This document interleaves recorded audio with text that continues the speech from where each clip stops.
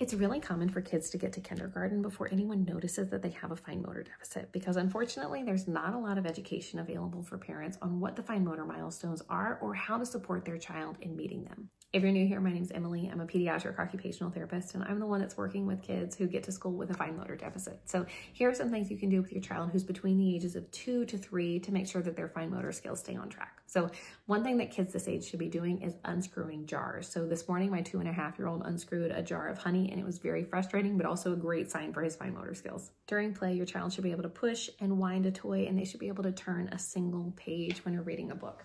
You also want your child to be able to drink from an open cup independently and feed themselves with utensils with a little bit of mess. A 2 to 3-year-old should be able to take a tower of blocks and build it 6 to 8 blocks high. And also we want to be doing coloring with kids this age. So when you give a child who's 2 a crayon, they should be able to hold it in a grasp that looks like this.